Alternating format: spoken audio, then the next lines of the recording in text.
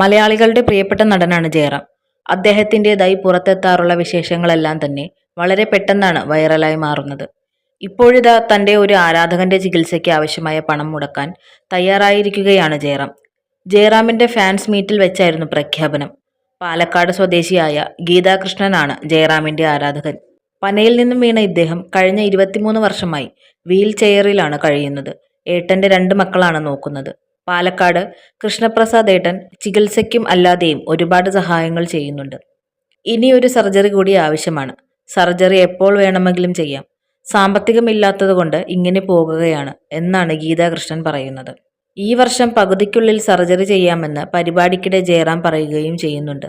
2025-ൽ നടന്നു വന്ന് ഇങ്ങനെയൊരു പരിപാടിയിൽ പങ്കെടുക്കാൻ സാധിക്കട്ടെ എന്നും ജയറാം പറയുന്നു. ജീവിതത്തിൽ എന്താ നടക്കാത്തതെന്നും നടൻ കൂട്ടിച്ചേർക്കുന്നുണ്ട്.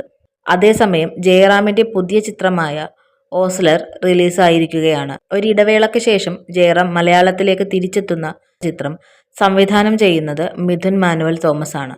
5-ാം പാതിരയ്ക്ക് ശേഷം മിഥുൻ സംവിധാനം ചെയ്യുന്ന ഓസ്ലർ ഇമോഷണൽ ത്രില്ലർ ഗണത്തിൽ പെടുന്നതാണ്.